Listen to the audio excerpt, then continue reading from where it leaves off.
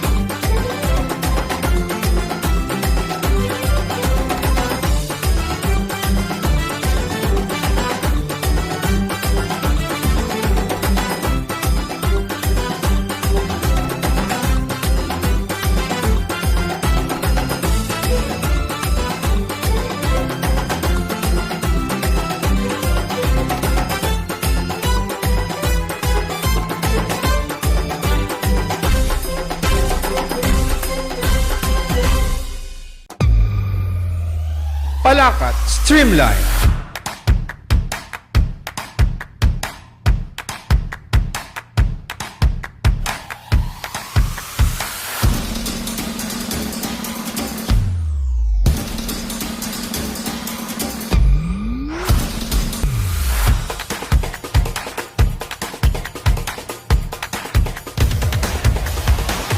Palakat Streamline. Isang magandang araw ng Biyernes. Ito po ang ating programang Palakat Streamline. Magandang umaga. Ako po inyong lingkod, Alvin Remo. At ngayong umaga pong ito, araw ng Biyernes, ay makasama po natin ang ating OCSWDO officer. Wala pong iba kundi si Ma'am Yasmin Candava. Magandang umaga po, Tita Heyas. Okay, good morning Sir Alvin. Good morning po. Okay, at sa lahat po ng tagalunsod ng Batangas. Ayan, so kumusta naman po kayo ngayong umagang ito, Tita Heyas? Ay masayang masaya kasi kami ay, ang office namin ay naging guest dito sa Palakat Streamline. Opo. Sa kabila ng lahat na medyo napakarami natin schedule daming na activities. Ayan. So Tita Hiyas, para po sa kalaman po ng ating mga kababayan, ano po ba ang main function ng OCSWD? Okay. Ang atin pong departamento ng Office of the City Social Welfare and Development Officer ay tagapagpatupad po ng iba't ibang programa o yung mga social services programs for different sectors ng ating pamayanan. Yes po. Yes. So mamaya po isa-isahin po natin, Tita Hiyas. Pero for the meantime, unahin po muna natin dahil ngayon pong araw ng Biyernes para po may activity po tayo ngayon. Yes, sa kasalukuyan, Sir Sa kasalukuyan Alvin. po. Yes. Nandun po sa Oval ang ating mga ECCT children, our child development workers, and our parents. At nagkakaroon po ng karapatran para... Karapatran, Yes. oo. Ang mga bata po ay nagtipon-tipon, magkakaroon din sila ng playtime. Doon. Ito po ay in celebration po saan? Sa Children's Month. Children's Okay. Month. Yes. Ayan, okay. So bukod po sa karapatran, ano po yung mga activities na sa gawa po natin? Napakarami nga, sabi ko Oo. nga, Sir Alvin. Basta para sa bata, kumbaga ay nakaprograma yan. Sa 26, Mhm. sa November 26, magkakaroon tayo ng Child Congress, and syempre ang pinaka-highlight, yung ating SOCA ng ating punong lungsod. Ito Yung po yung State State of the Child Address. Child Address. Yes. Opo. Ito po yung taon-taon po nating isinasagawa. Yes po, Mm-mm. kasi yun yung pagre-report kung ano yung programa ng city government Mm-mm. para sa kabataan. Ayos. Ito pong SOCA ay ilang taon na po nating ginagawa. Matagal na din, ilang taon na yun na hindi natin nakakalimutan nung pang mga nakaraang siguro mga hindi lang naman 5 years, laging merong ganyang SOCA. Opo. Para pong ito yung kay BBM na State of the Nation's Address. Para pong ganun ang Yes. dating nito. Okay, Opo. oo, Sir Alvin, kasi maaring ang ating punong lungsod makapagbahagi pa rin kung ano pa yung pinaplano para sa kapakanan ng ating mga kabataan o bata. Opo. So, bukod po dito, ano pa po yung ating ibang activities para po sa Children's Month? Oo, kasi ang buwan ng November, actually yan ay sineselebrate natin yung Children's Month. Kaya nga, in participation, even our city employees, Yes di po. ba? Every Friday nga, sorry, hindi ako nakapagsuot ng Ayun, kaya po ako ng nakabulong blue. ngayon. Yes, oo, sorry. Pero yun po, pagsusuot ng blue every Opo. Friday. Para pong duration ay buong month ng November. Yes, Opo. buong month ng November. So, meron pa po tayong last Friday next week yes. para magsuot po ng color blue. Oo. Ayan. So, baka po gusto niyo pong invite po yung ating mga kabayan na sumama dun sa ating karapatran. Okay. Syempre, iniimbitahan natin ang lahat. Kung hindi man kayo kasamang tumakbo doon ng mga Yes. bata natin, kayo po'y makiselebrate. Please join us para maganda yung celebration. Opo. Ibig niyo po sabihin, Tita, pati po yung mga bata, pwede pong tumakbo? Yes, kaya nga maaga, Maaga. Sir Alvin. At 6 o'clock ngayon, kanina pa yon na nandun sila para talagang ma-enjoy nila yung araw. Siguro parang naglalaro lang. May laro. Oo. Pag tumakbo sila. Pati mga parents, syempre, Yes po. para mag-celebrate sila ng kanilang, yung sa mga anak nila. Opo. Ayan, so bukod po dito sa activity ito na sinasagawa po ng OCSWDO, ito pong pamimigay po natin ng financial assistance through the different programs po ng city government.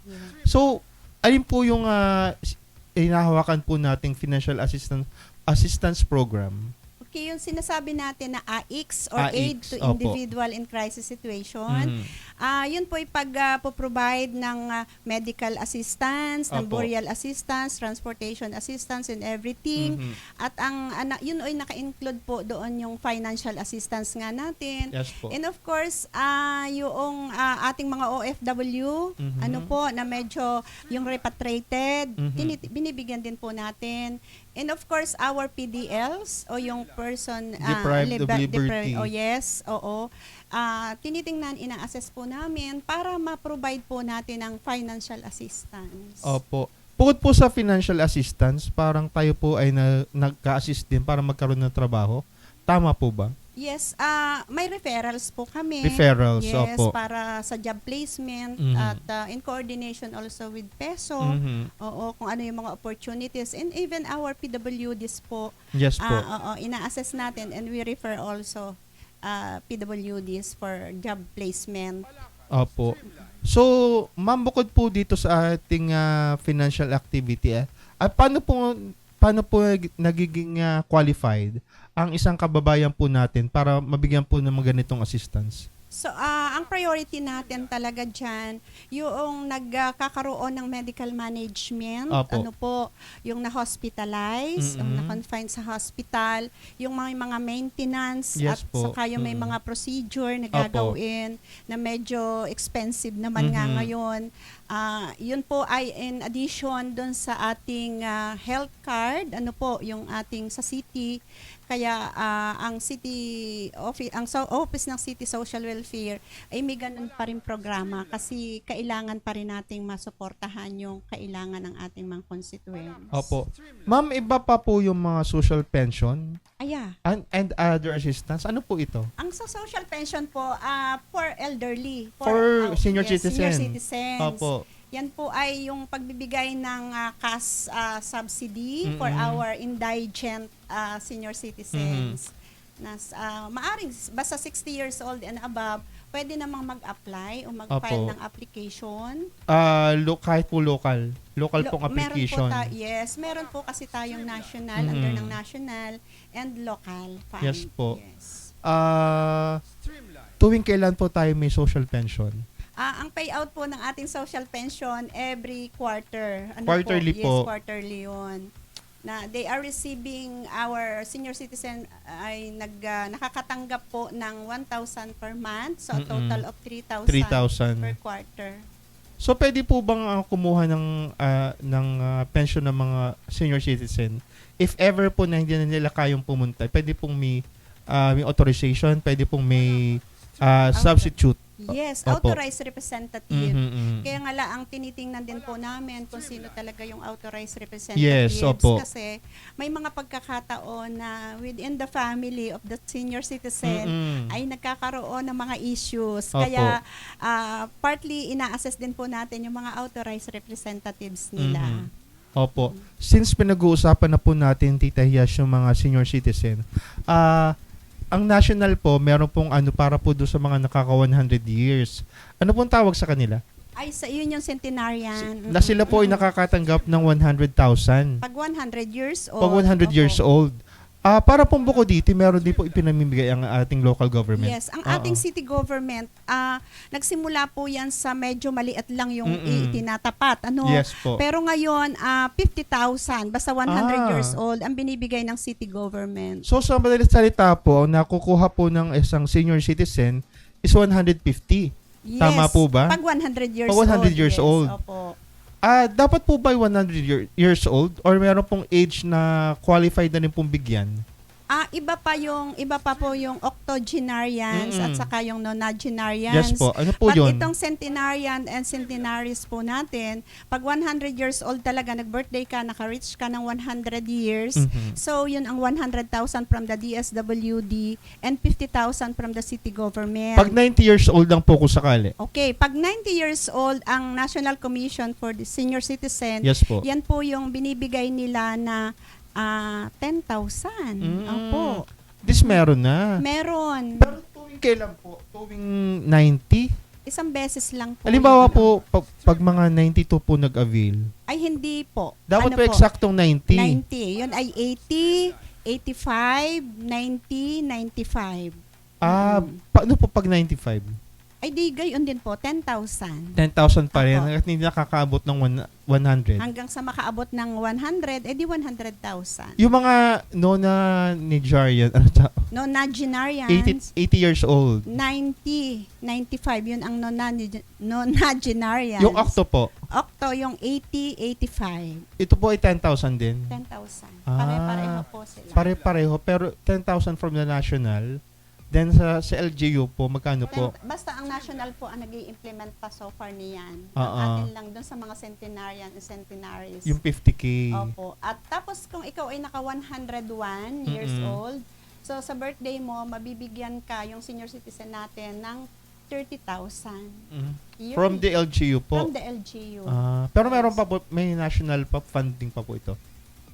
Ay, di yun nga lang po sa yung 100 years. Yung at 100 years 100,000. lang po. So pag lumampas po, Ay, di sa atin LGU na lang po ang LGU. magbibigay. Pero, meron nyo po after a year, may 30K pa rin pong So dapat po palagaan po ng ating mga senior citizens ang kanilang pangatawan. Sabi Ayan. nga, oo, yes, Sir Alvin. Kaya nga sinasabi natin sa ating mga senior citizen, ay, ingatan ninyo kasi ang inyong mga sarili para mas sumaba yung buhay at marami namang tulong ang ating pamahalaan. So alam po natin pa yung mga senior citizen talaga pong kinakain lang siguro gulay, isda. Hindi na po talaga hindi na kasi pag kumain pa ng karne parang lalong mapapadali ang buhay. Ang karne naman, kasi protein yun. Opo. Kahit papaano dapat laang ay konti. Yung kumbaga ay hindi naman lagi. Opo. No, yun. Kumbaga po nananig pa rin dapat ang gulay.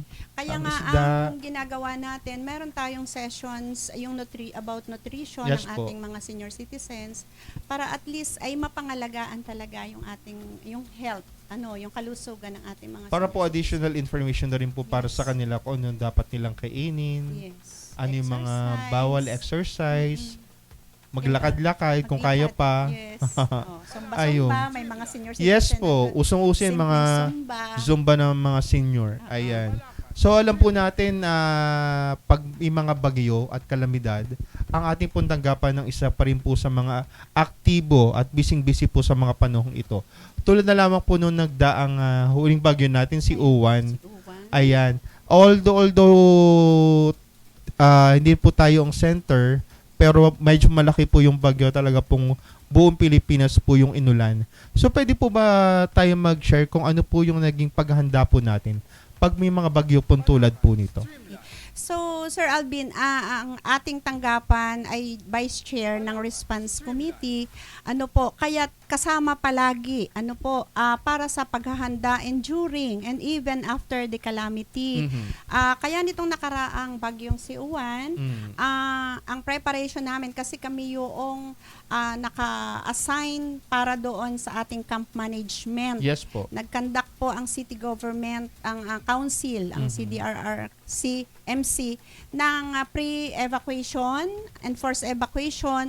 So yung lahat ng dinala sa mga camps or evacuation center, kami na po yung nagmamanage noon. At nag-deploy na po tayo ng ating mga staff, na yung teams natin, nag-prepositioning ng mga pagkain para Apo. sa community kitchen, kasi yun po yung kasama na responsibility o duty ng camp management natin na mag-establish ng community kitchen. Opo. Yun. Tita Hias, patanong ko lang, ano po ang ating ginagawa pag meron pong mahirap palikasin? Mahirap sama sa evacuation center? Kasi may evacuation committee sa DIA, yun yung ating PNP. Apo.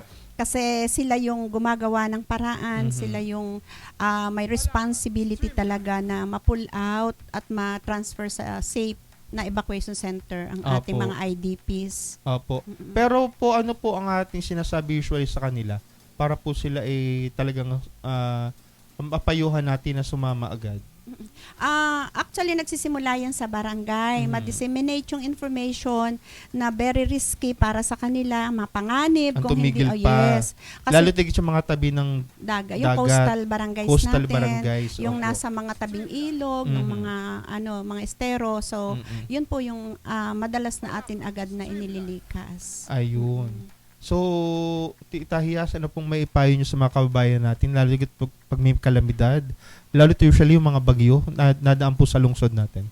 Sana naman makipagkaisa, please cooperate po kung ano yung pinapatupad po, kasi para din naman sa kapakanan ng ating mga constituents po, ng ating, lalo na sa lungsod ng Batangas, kasi iniingatan po natin ang bawat buhay. Apo. So kaya po sana naman ay makipagtulungan, hindi naman po namin kayo basta ipo-pull out, doon sa inyong mga areas, sa inyong mga bahay kung walang hazard, kung walang panganib na pwedeng kaharapin. Opo. So, yun po, sana naman ay makipagtulungan po.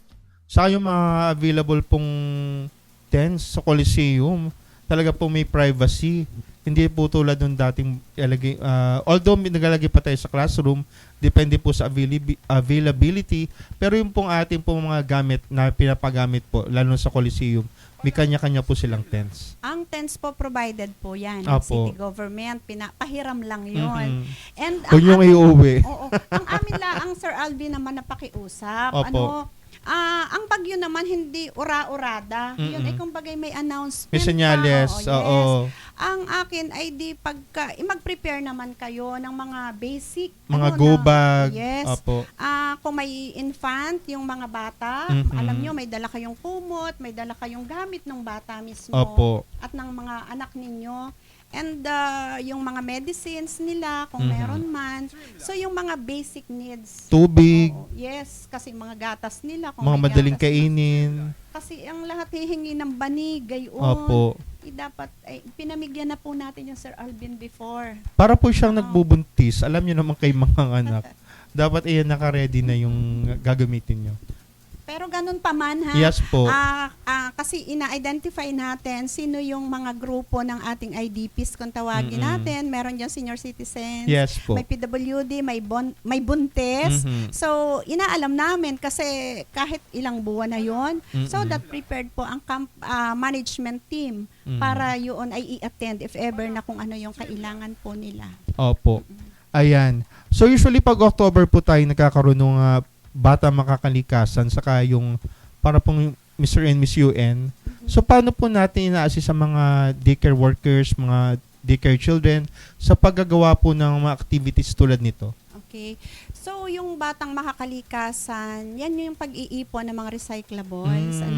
Tapos binebenta nila ng mga parents. Padamihan na kita. Padamihan. Apo. Kaya nakakatulong naman po yun. Nagiging pondo ng kanilang center na ginagamit nila sa mga ilang pangangailangan para Yung kanilang daycare yung po. kanilang daycare Apo. center, child development center. Ito po supported din po ng CSWD. Yes po, kasi ang pag-organize po niyan, lagi naming minimit yung ating child development workers. Mm-mm. Kasi kailangan ay maliwanag sa kanila kung para saan yun. And even sila yung magmimit ng parents natin, ng mga parents Yes nila, po. para alam nila kung ano yung program. Tayo po ba yung nagsagawa nito ngayong taon? Ngayong taon, hindi na tayo nagsagawa Apo. ng kanya-kanya ng strategy Kanya-kanyang na sa barangay na po mismo. barangay level. Okay. Mm-mm. Ayun. So, meron pa po tayong mga activity regarding po sa mga daycare? So, a regular activity, yung supplemental feeding Yes po. natin. Mm-mm. Meron din from the national, yung budget. Apo. Meron din sa local. Yes po. Oo, para sa ating mga ECCD children. At pinoprovide talaga natin for 120 days yung supplementary feeding program. Ilang buwan po yung 120? Di bali 4. 4 na buwan. Okay. Ayun, so napag-usapan po natin na ilan po sa mga programs and activities po ng OCSWDO. Mamaya po sa ating pagbabalik, ang ilan pa pong programa na kanila pong isasagawa ngayong taon. Sa pagbabalik po ng ating programang Palakat Streamline. Palakat Streamline.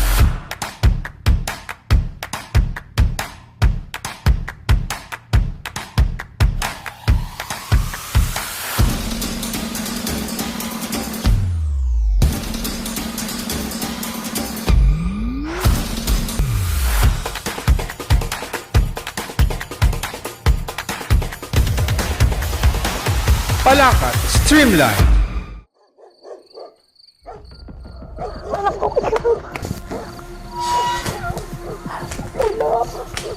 Pangulo! Pangulo!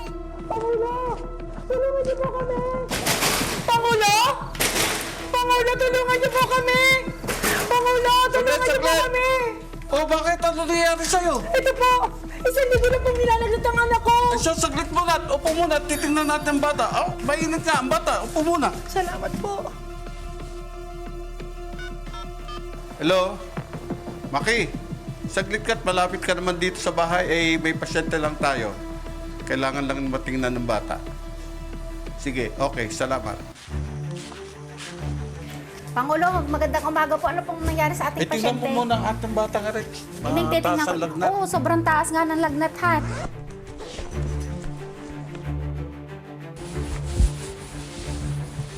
Mami, sobrang taas po talaga ng lagnat na 40.1 po.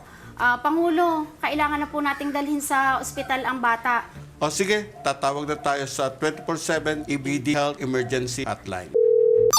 Magandang umaga po, 24/7 ED Health Emergency Hotline. Mabilis na alagang medikal. Ako po si Cheche. Ano pong mapaglilingkod ko? Magandang umaga. Meron po kaming ipa-ospital. Sa bata pong mataas ang lagnat. Na-check na po ng aming BHW. Maraming salamat po sa mabilisang aksyon, Pangulo. Maaari ko po bang makuha ang personal details po ng pasyente? Ano po ang pangalan ng pasyente at saan pong barangay kayo nakatira? Thank you po. Hold ko muna po kayo habang ikino-coordinate po sa ospital. Huwag niyo muna po ibababa. Puno na po ang inyong ospital. Siya, tawag na lang po ako sa iba pa nating partners. Salamat po. Medical Center, ano pong may paglilingkod? May bata po tayong pasyente, 6 na taon, mataas ang lagnat, mababa ang oxygen level, kailangan po nating maasikaso agad. Paki-inform po sila na maghahanda na kami. May vacancy pediatric Emergency bed kami, may available pong doktor, oxygen supply at gamot. Ihahanda na po namin ang admission. Pangulo, good news po. Tanggap po tayo sa medical center. Naka-standby po ang mga doktor, gamot at gamit na kailangan. Maaari na po kayong tumuloy doon ngayon. Mag-iingat po kayo. Sa panahon ng pangangailangan, merong mag-aalaga. Ang 24/7 EBD Health Emergency Hotline. Isang inisyatibo mula kay Mayor Marvy A. Marino, katuwang si Congresswoman Beverly Rose A. Dimacuha, para ang bawat Batanggenyo ay mayroong mabilis na alagang medikal.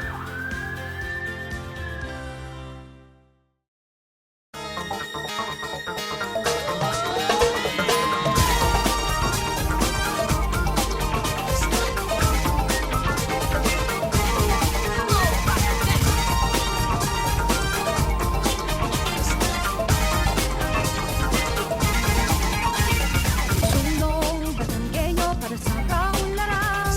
Ako'y hubog sa mabuting aral at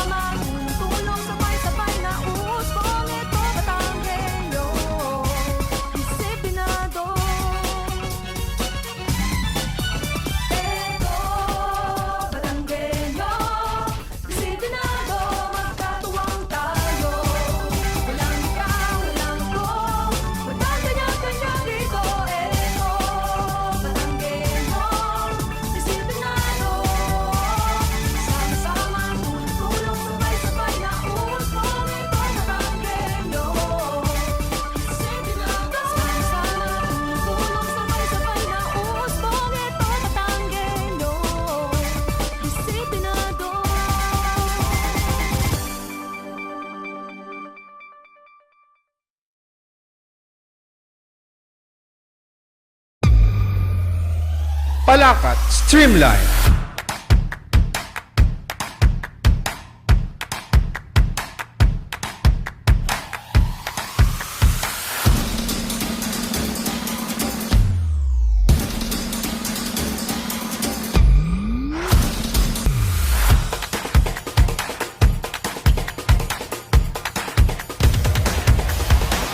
Palakat Streamline. At muli po nagbabalik ang ating programang Palakat Streamline. Kasama pa rin po si Tita Yasmin Candava, ang Department Head po ng OCSWDO. Pag po tayo may alilakad sa lungsod, Tita Yas, lagi pong kasama ang CSWD. So ano po ang function natin pag may alilakad? Okay, so tayo po ay tumutulong na ma-facilitate po, ma-organize yung walk mismo. Yes po. Because ang isa sa main responsibility para ng CSWD ay yung i-assess, i-identify yung magiging would-be recipients Apo. o project ng ating alay lakad. So kami po yung naka-assign doon sa project committee. So usually po, Tita, yung mga organizations po na sumasali, pwede pa makipag-ugnayan po sa CSWD? Yes po. Pwede naman kasi nga kami din ay tumutulong syempre para makapag-invite at doon sa pag-raise ng fund. Okay po. Kami nagdadala din ng mga letters para sa kanila. Kasama rin po ba kayo sa nagde-determine kung sino po yung bibigyan po ng financial assistance from Alilakad? Yes po. Kasi nga sabi ko nga, ang CSWD po, siya yung chairperson para sa identification and assessment ng ating bibigyan lalo ng educational assistance. Yes. Opo. Pag educational assistance po ba ay ilang % po usually po yung napapabigay sa mga estudyante? Ilan lang yung ating full scholar. Opo. Pag sinabi pong full, as in yung buong binabayaran po? Yung binabayaran niya per semester. Opo. And yung namang iba ay for transportation assistance. Transportation assistance. Oo. So, syempre po atin pong ano rin kung gaano kalayo yung bahay para maano po natin kung magkano po yung ibibigay nating transportation allowance. Yes. Kaya may assessment po tayo doon. Ano po yung pinakamalayo usually? Ay, yung sa bukid, yung mga may haligi tayo. Yung mga nakakadalawang sakay. Nakakadalawang sakay. So usually po ang covered noon balikan ng expenses araw-araw. Yes. Kinukwenta natin yon. Apo. So hindi po siya pare-pareho. Depende po sa scholar. Yes. Ayan, so dahil po ang dami po nating activities, Tita Yas, tayo po ay nabibigyan din po ng mga awards. So, ano po yung latest award po na na-receive po natin? Ang na-receive natin yung in coordination with the Public Information Office. So nakakuha ng yung kumbaga best social media award, yung online dahil ang Palakat Batangas City ay siyang tumutulong na mag-release ng mga information about the programs lalo sa social welfare. So nakatanggap po ng award. Ayun. So bukod po dito, kahit po yung mga nagdaan pa, may natatandaan pa po yung kayo? Sa Panata Awards, Sir Panata Alvin, Awards, yes, opo. Yung masigasig, kumbaga ay na-recognize sa pagiging masigasig po ang tanggapan na mag-implement ng mga programs para sa mga constituents natin, yung mga social services. Opo. Tayo naman po nagiging sa atin na yung magkakaroon ng awards ay kumbaga na lang parang what I mean yung ito po ay hindi na po pag maganda po yung trabaho natin, ito po kusa na lang dumarating. Opo. Ayun. So bukod po dito, meron pa po ba tayong mga programs po ng ating tanggapan na hindi po natin nabanggit kanina? Actually, napakadaming programs po natin. tita, sige po. Sige, i-share ko lang na ongoing po yung ating organization ng ating ERPAT. Yes. Ito po yung samahan ng mga tatay. Yung mga tatay. Kasi before, ang sinasabi nila, bakit ang ino-organize lang ng social welfare ay sa mga ang nanay, mga kababaihan. Yung kalipi. Opo. So ngayon, actually siguro mga 80% na o 85% na ng barangay natin ang na-organize po natin ng ARPAT. And we plan to federate sana. Opo. Oo, kasi may mga presidente sila para mas sa kanya-kanyang barangay. Sa kanya-kanyang barangay. So dapat po parang may may presidente sa lungsod ng Batangas. Yes. Yung po samahan ng mga airpat. Yung po bang Kalipi ay may federation na? Yes, meron po. Meron na. Meron na, So, Kalipi dapat pala mga Federation. tatay magsagawa na may Mga federate tatay na po din. natin itong Oo. airpat Oo. para po mas malawak po yung scope. Yes. Opo. Kaya nga itong mga airpods natin, yung mga tatay na yan, di ba last time nagkaroon ng Got Talent? Opo. Oo, kung napanood po ninyo doon sa Coliseum, ginawa Opo. po natin yon Mhm. para talagang maipakita na ang mga tatay hindi lang panghanap buhay to provide the Mhm. families. Kasi meron silang mga iba pang magagawa. Ano po? Talented po Yes. ang ating mga tatay. And besides yung parenting, kasi hindi lang si nanay Mm-mm. yung nag-aalaga ng bata, ng mga anak. Case to case basis, meron pong tatay ang nag-aalaga, Yes. while yung nanay po ang nagtatrabaho and vice versa. Yung tatay ang nagtatrabaho, yung nanay po ang naiiwan sa bahay. Pero Opo. dapat pareho yun. Kahit Opo. nagtatrabaho kung sino man, yung parenting partnership po, ayun. Opo. Yes. Minsan pareho silang nagtatrabaho.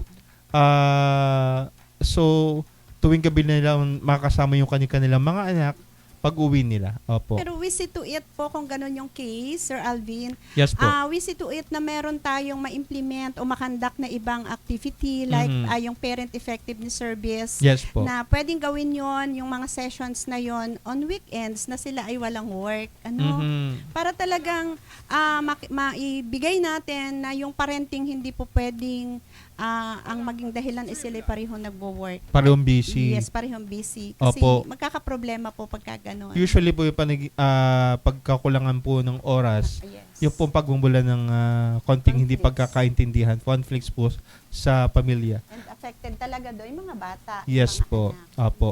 So bukod po dito, sabi na ulit nyo po kanina, meron po tayong livelihood.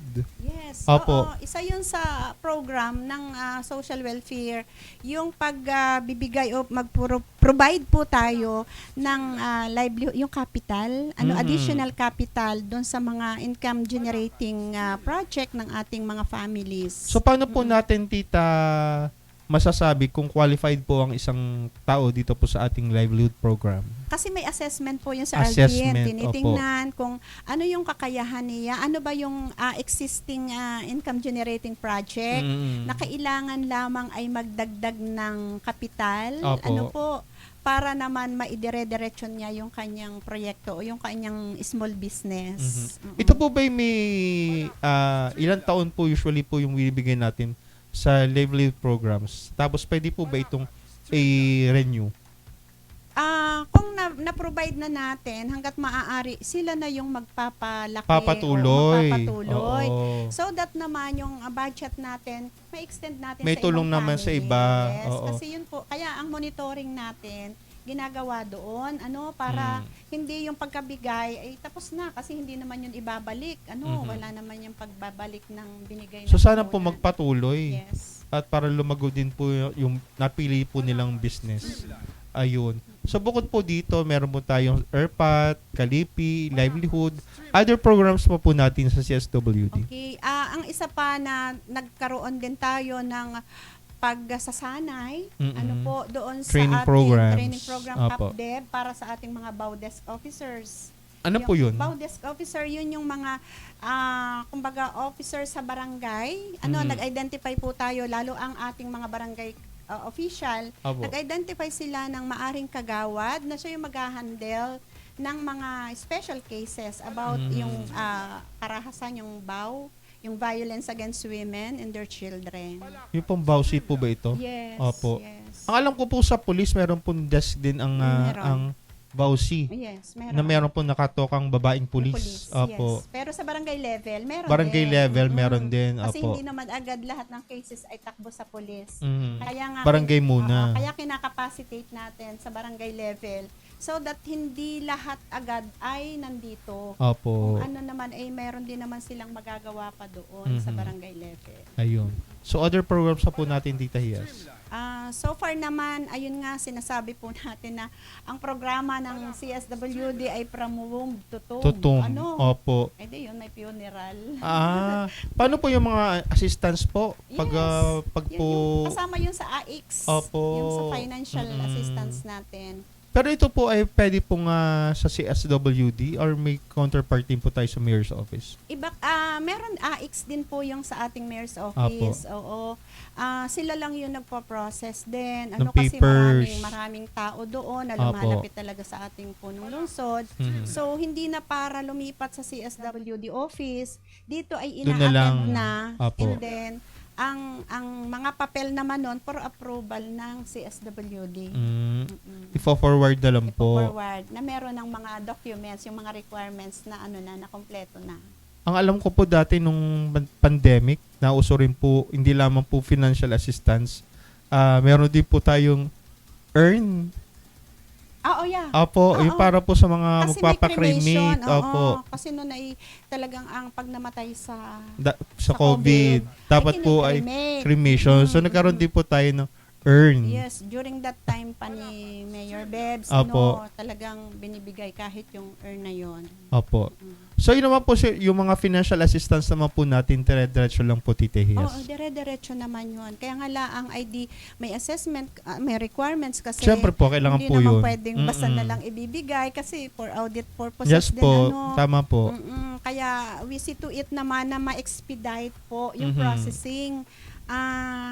And even our social case study reports, di ba? Ang CSWD din po, ang mga social workers ang nagpi-prepare noon ng social case study. Pag mga na-hospitalize, kailangan ng GL, yung guarantee letter. Apo. So, dadaan sa aming opisina para igawa ng social Opo. case study. Ayan. So marami po nagtatanong, Tita Hias, saan po ba ang opisina ng CSWD ngayon? Kasi kasalukuyan po ginagawa po itong ating opisina sa May Lopez, Pinandan Plaza, Street sa yes. May Plaza. Oo nga po, siguro napapansin. Saan po kayo pwedeng puntahan if ever? Kami po ay pansamantalang nasa evacuation center sa Bulbok. Opo, yung building na yon. Yun, Opo. muna. Pero alam naman natin na ginagawa at malapit na daw matapos yung... Ano pong target date na maaari nyo po lipatan itong ating bagong Hindi building? ko alam. Parang nasabi naman, June, ewan ko, sana naman. Pero na parang ako. ang bilis po ng pagkakagawa ng building. Buo na siya eh. Yes. Saan po oo. nadadaanan na yung street? Oo, naakyat ko na yun, Alvin. Oo, inakyat ko. May elevator tinignan ka ko. po? Oo, pero hindi pa naandar. Hagdanan lang yung ginamit nyo. Opo. Hagdan. Pero so far naman, ang laki na ng kayarian. Mhm. Parang konti na lang naman. So compared po sa dati yung building, check na mas magiging epektibo po ito. Medyo malaki po siya. Mas lalong magiging effective po sa implementation at sa pag-attend ng ating mga kababayan. Mhm. Dahil kumbaga ay ilang palapag po yun, Opo. may nakadesignate na area para doon sa mga ganong program. Ang senior citizen and PWD, nandun yun. Meron na po. Meron yan doon sa baba. Kasi yun ang medyo accessible talaga dapat. Pero magiging pa rin po yung PWD office sa may P. Herrera? Or dito na po Ay, iba ililipat? po yung PIDAW. Ah. Ang ating person with disability office. Apo. Yung sa may P. Herrera. Apo. PIDAW po yun. PIDAW. Pero sa regular, under the supervision pa rin yun ng CSWD. Opo. Pero ito pong sa, yung elderly, yung Yes sa po. senior citizen at saka PWD. Yung nasa So, plaza po, Opo. tatanggalin po ito?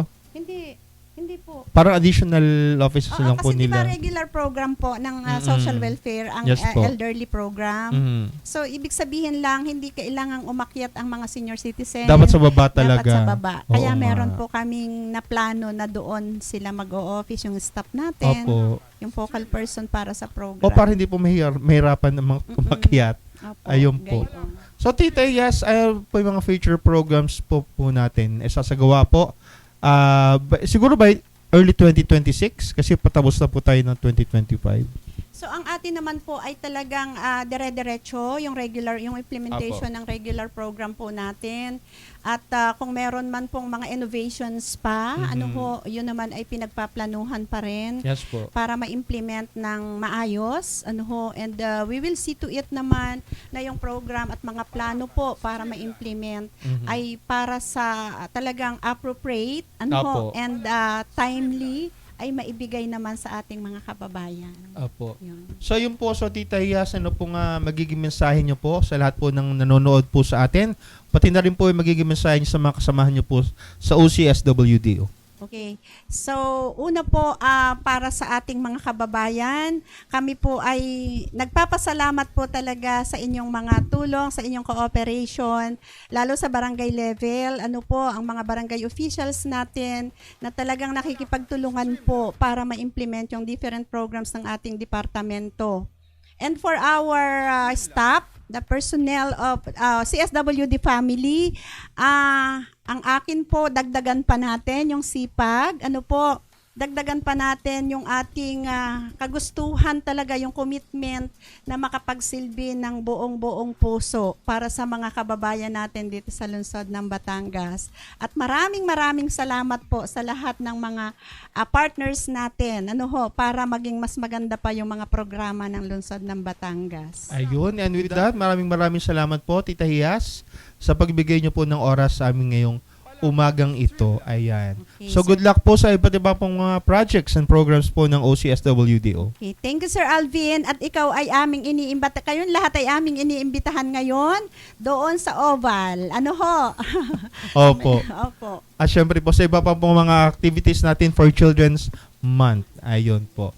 So maraming salamat po sa lahat ng umantabay po sa atin ngayong umagang ito. Syempre po sa ating panauhin kay Tita Yasmin Candava, ating pong department head ng OCSWDO.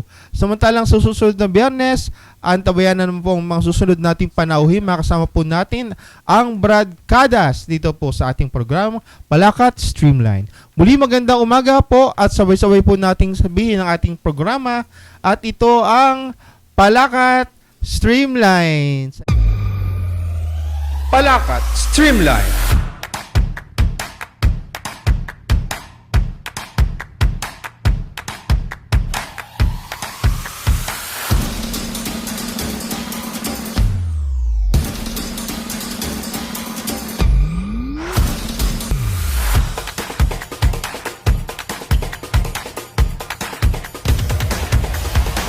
Palakat Streamline. Palakat Streamline.